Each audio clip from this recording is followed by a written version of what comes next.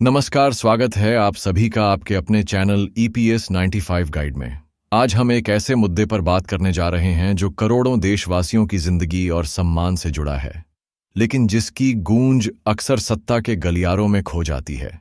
ये कहानी है उन करोड़ों बुजुर्गों की जिन्होंने अपनी पूरी जवानी देश के निर्माण में लगा दी, इस उम्मीद में कि बुढ़ापे में उनकी मेहनत का फल उन्हें एक सुरक्षित और सम्मानजनक जीवन देगा। ये कहानी है कर्मचारी पेंशन योजना यानी EPS 95 की, एक ऐसी योजना जो अपने वादों और हकीकत के बीच एक लंबी और दर्दनाक खाई बन चुकी है। आज जब हम 21वीं सदी के भारत की बात करते हैं, जब हम दुनिया की 5वीं सबसे बड़ी अर्थव्यवस्था होने का दंभ भरते हैं, तो यह सवाल और भी चुभता है कि क्या हमारे देश के निर्माता, हमारे श्रमिक, अपने जीवन के अंतिम पड़ाव पर मात्र कुछ 100 या 1000 की पेंशन पर जीने के लिए मजबूर हैं। ये कहानी सिर्फ आंकड़ों की नहीं, बल्कि उन अनगिनत सिसकियों, उन अनकही तकलीफों और उस टूटे हुए भरोसे की है जो आज देश के लगभग 67 लाख EPS 25 पेंशन भोगियों के चेहरों पर साफ पढ़ी जा सकती है। एक वादा जो अधूरा रह गया, RS 3000 और महंगाई भत्ते का सपना। आइए समय में थोड़ा पीछे चलते हैं। साल 2014 में जब देश में एक नई सरकार का गठन हुआ, तो करोड़ों पेंशन भोगियों की आंखों में एक नई उम्मीद की चमक थी। उस समय एक वादा किया गया था, एक ऐलान हुआ था कि EPS 95 के तहत मिलने वाली न्यूनतम पेंशन को न केवल बढ़ाया जाएगा, बल्कि उसे सम्मानजनक बनाया जाएगा। वादा था कि न्यूनतम पेंशन को RS 3000 प्रतिमाह किया जाएगा और सबसे महत्वपूर्ण, उसे महंगाई भत्ते यानी DA से जोड़ा जाएगा। जरा सोचिए, अगर यह वादा उसी समय पूरा हो गया होता तो आज स्थिति क्या होती। अगर उस वक्त RS 3000 की न्यूनतम पेंशन को महंगाई से जोड़ दिया जाता, तो आज 11 साल बाद वह पेंशन राशि खुद ब खुद बढ़कर RS 9000 या RS 10 प्रतिमाह हो चुकी होती। हमारे बुजुर्गों को सड़कों पर उतरने की, लाठियां खाने की और अपनी मांगों के लिए गिड़गिड़ाने की जरूरत ही नहीं पड़ती। लेकिन वह वादा एक वादा ही रह गया, एक ऐसा सपना जो कभी हकीकत की जमीन पर उतर ही नहीं पाया। RS 8000 की पेंशन और RS 6 लाख जिंदगियों का सवाल। आज की कड़वी सच्चाई यह है कि देश के लाखों बुजुर्ग मात्र RS 1000 की मामूली पेंशन पर अपना गुजारा करने को विवश हैं, और यह आंकड़ा भी पूरी सच्चाई बयान नहीं करता। एक चौंकाने वाली और दर्दनाक हकीकत यह है कि आज भी देश में RS 6 लाख से अधिक पेंशन भोगी ऐसे हैं जिन्हें RS 8000 से भी कम पेंशन मिल रही है। किसी को 700, किसी को 800, तो किसी को बस RS 1100। यह सवाल आज हर उस नागरिक के मन में है जो इस व्यवस्था का हिस्सा है। क्यों?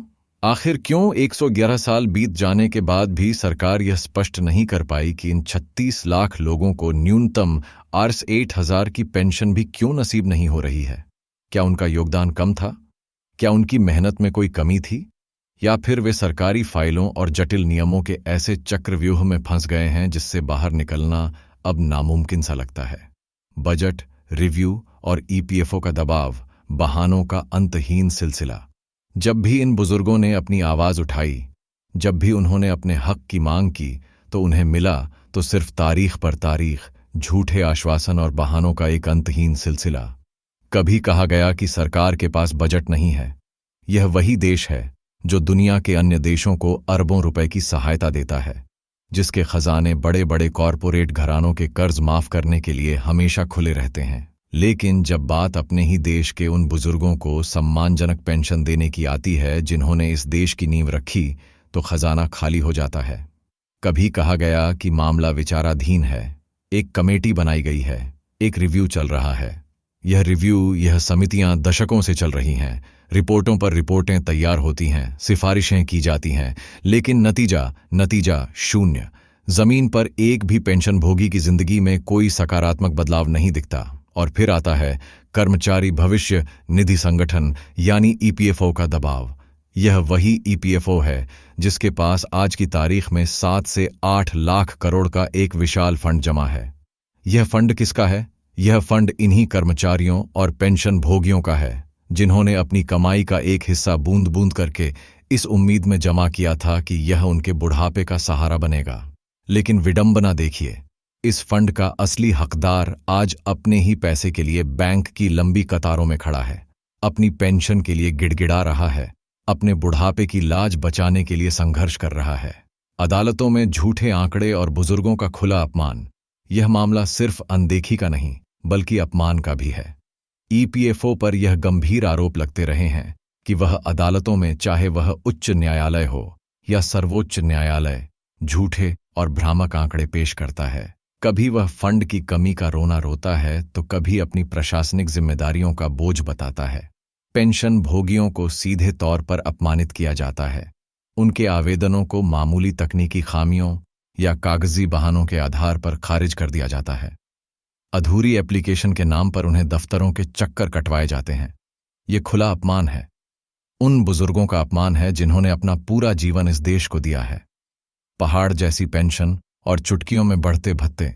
जब ईपीएस 95 पेंशन भोगियों की न्यूनतम पेंशन को बढ़ाकर 3,700 करने की मांग की जाती है तो यह सरकार और ईपीएफओ के लिए एक पहाड़ जैसा काम बन जाता है।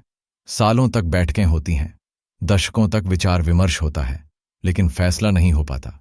लेकिन दूसरी तरफ देखिए, हमारे माननीय सांसदों, मंत्रियों और बड़े बड़े अफसरों के वेतन, भत्ते और पेंशन चुटकियों में बढ़ जाते हैं। उनके लिए खजाने में कभी कोई कमी नहीं होती।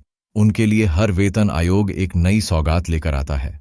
बढ़ा हुआ वेतन, अतिरिक्त फंड, पारिवारिक लाभ, मुफ्त चिकित्सा सुविधाएं। लेकिन जब बात देश के असली श्रमिक वर्ग की आती है तो सारी व्यवस्था मौन हो जाती है। हमारे पेंशन भोगियों को 1,800 में जीने के लिए मजबूर किया जाता है। क्या यह न्याय है?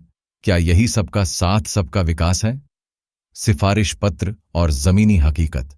एक कड़वा सच, ईपीएफओ की केंद्रीय कार्यकारिणी समिति की बैठकें होती हैं।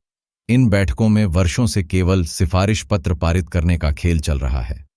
हर बैठक के बाद एक खबर आती है कि पेंशन बढ़ाने की सिफारिश की गई है, लेकिन वह सिफारिश कभी भी हकीकत में नहीं बदलती। जमीनी स्तर पर एक भी वृद्ध को आज तक कोई ठोस राहत नहीं मिली है। यह एक ऐसा तंत्र बन गया है जो केवल खुद को बचाने और समय निकालने का काम करता है। हर साल संसद में सवाल उठता है। जवाब में श्रम मंत्रालय कहता है कि ईपीएफओ से रिपोर्ट मांगी गई है, एक थर्ड पार्टी रिव्यू चल रहा है, जल्द ही कोई सकारात्मक बदलाव संभव है। यह जल्द कब आएगा? 30 साल बीत गए, लेकिन पेंशन वहीं की वहीं है। वित्त मंत्रालय का अस्वीकृत और दर्जनों बेनतीजा मुलाकातें।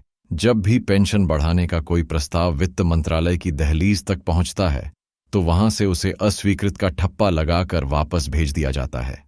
ईपीएस 95 राष्ट्रीय आंदोलन समिति, जो इन पेंशन भोगियों के हक की लड़ाई लड़ रही है, ने देश की वित्त मंत्री से दर्जनों बार मुलाकात की है, अपनी पीड़ा बताई है, गुहार लगाई है। लेकिन नतीजा क्या रहा? नतीजा सिर्फ यह रहा कि कोरे आश्वासनों को मीठे बहानों में बदल दिया गया। काम 1 इंच भी आगे नहीं बढ़ा। जो मांग जहां थी, आज भी वहीं पड़ी हुई है। ईपीएफओ की दोहरी चाल और रिजेक्शन की राजनीति। ईपीएफओ की कार्यप्रणाली पर भी गंभीर सवाल उठते हैं। एक तरफ तो वह पेंशन भोगियों की मांगों को नजरअंदाज करता है और दूसरी तरफ वह हायर पेंशन यानी उच्च पेंशन के आवेदनों को लेकर एक अलग ही खेल खेल रहा है। सर्वोच्च न्यायालय के आदेश के बाद लाखों पेंशन भोगियों ने उच्च पेंशन के लिए आवेदन किया, लेकिन आरोप है कि 70% से अधिक आवेदनों को जानबूझकर तकनीकी और कागजी बहानों में उलझाकर खारिज कर दिया गया है। सरकार कहती है कि आवेदन अधूरे हैं, ईपीएफओ कहता है कि दस्तावेज पूरे नहीं है। यह एक ऐसा दुचक्र है जिसमें पेंशन भोगी पिस रहा है। यह एक सोची समझी रणनीति लगती है ताकि ज्यादा से ज्यादा लोगों को उनके कानूनी हक से वंचित किया जा सके। यह कैसी विडंबना है! जब एक इंसान को बुढ़ापे में सबसे ज्यादा सहारे की जरूरत होती है, जब उसे अपनी दवाइयों और जरूरतों के लिए पैसे चाहिए होते हैं, तब यह बेशर्म तंत्र उसे फाइलों और नियमों के जाल में फंसा देता है। बुजुर्गों के लिए खाली खजाना, विदेश में दानी सरकार। जब देश के इन बुजुर्गों के लिए बजट की बात आती है तो सरकार का खजाना खाली हो जाता है, लेकिन जब विदेशों में दान देने की बात आती है तो यही खजाना लबालब भरा होता है। पड़ोसी देशों को सस्ता अनाज देना हो, दुनिया को मुफ्त वैक्सीन बांटनी हो, सब कुछ संभव है। लेकिन जब अपने ही देश के उन निर्माताओं को सम्मानजनक जीवन देने की बात आती है जिन्होंने इस देश को अपने खून पसीने से सींचा है, तो सरकार के पास पैसे नहीं होते। यह सरकार को क्यों नहीं दिखता कि देश का असली निर्माता आज अपमान का जीवन जी रहा है? यह दोहरा मापदंड क्यों? जांच कमेटी रिव्यू। और समय निकालने का नाटक। ईपीएफओ और सरकार, यह दोनों संस्थाएं मिलकर एक नाटक कर रही हैं। जांच कमेटी, कार्यकारी समिति, रिव्यू, यह सब असल में सिर्फ समय निकालने की तरकीबें हैं। मकसद सिर्फ एक है कि यह आंदोलन थक जाए, यह बुजुर्ग चुप हो जाए, इनकी आवाज कमजोर पड़ जाए। ईपीएफओ के बड़े बड़े अधिकारी और अफसर सिर्फ बैठकों और बयानों में ही अपनी सक्षमता दिखाते हैं। वे समाधान खोजने में कोई रुचि नहीं लेते। 140 करोड़ की आबादी वाले इस विशाल देश में क्या सरकार के पास अपने कुछ लाख बुजुर्गों की सुध लेने की भी फुर्सत नहीं है? एक पेंशन भोगी का सवाल।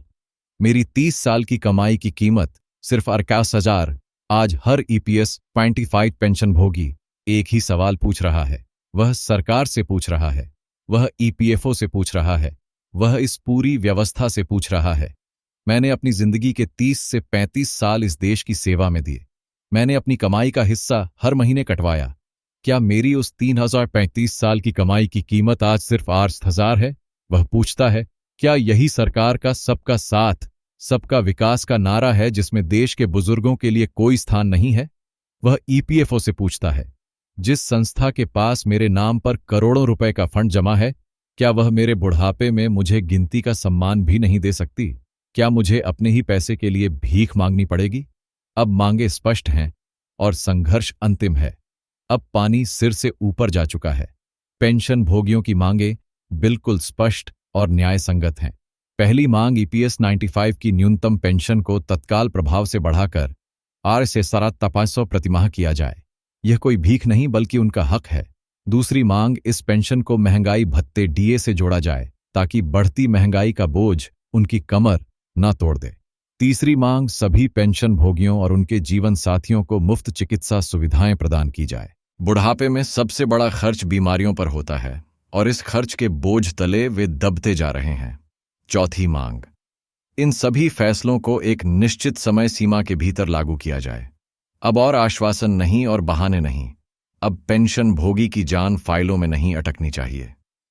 पांचवी मांग, ईपीएफओ को एक सार्वजनिक ऑडिट के तहत लाया जाए, उसकी कार्यप्रणाली में पारदर्शिता लाई जाए और यह झूठे बहाने बनाने की संस्कृति को खत्म किया जाए। सरकार को देना होगा जवाब। सरकार को अब जवाब देना होगा। उस सरकार को जिसने चुनावों के समय इसी श्रमिक वर्ग से बड़े बड़े वादे किए थे, लेकिन सत्ता में आने के बाद उन्हें केवल उपेक्षा और अपमान दिया। सरकार को अब सामने आकर इन मांगों पर अपनी सहमति देनी होगी। इस मुद्दे को गंभीरता से लेना होगा। यह सिर्फ कुछ लाख पेंशन भोगियों का मुद्दा नहीं है, यह देश की आत्मा का सवाल है। बुजुर्गों के आंसू और श्रमिकों का अपमान इस देश की आत्मा को झुलसा देंगे। 4 और 5 अगस्त, दिल्ली। चलो का आह्वान इसी पीड़ा, इसी गुस्से और इसी संकल्प के साथ देश भर के ईपीएस 95 पेंशन भोगी एक बार फिर लामबंद हो रहे हैं। आने वाली 4 और 5 अगस्त को दिल्ली में एक विशाल आंदोलन की तैयारी है। यह शायद इस लड़ाई को निर्णायक मोड़ देने का आखिरी और सबसे बड़ा प्रयास है। राष्ट्रीय आंदोलन समिति के अध्यक्ष कमांडर अशोक राउत के नेतृत्व में हजारों बुजुर्ग दिल्ली की सड़कों पर उतरेंगे। वे सरकार को यह बताने आ रहे हैं कि अब वे थकने वाले नहीं हैं, अब वे चुप बैठने वाले नहीं हैं। ये पेंशन बढ़ाने का शायद आखिरी तरीका है। अगर इस बार देश के सभी पेंशन भोगी एकजुट हो गए, अगर उन्होंने मिलकर अपनी आवाज बुलंद की, अगर वे कमांडर अशोक राउत के कदम से कदम मिलाकर खड़े हो गए तो कामयाबी मिलनी तय है। एक अपील, जागो देश, जागो जनता। यह लड़ाई सिर्फ पेंशन भोगियों की नहीं है, यह हम सब की लड़ाई है। यह हमारे देश के भविष्य की लड़ाई है। आज जो उनके साथ हो रहा है, कल वह किसी के भी साथ हो सकता है। जनता अब जागरूक हो रही है। उसने अब तक बहुत झेला है, अब वह संघर्ष भी करेगी और अपने मताधिकार से जवाब भी देगी। उम्मीद है कि सरकार इन बुजुर्गों के आंसुओं को देखेगी, उनकी पीड़ा को समझेगी और दशकों से चली आ रही इस नाइंसाफी का अंत करेगी, क्योंकि न्याय में देरी न्याय से इनकार के बराबर होती है।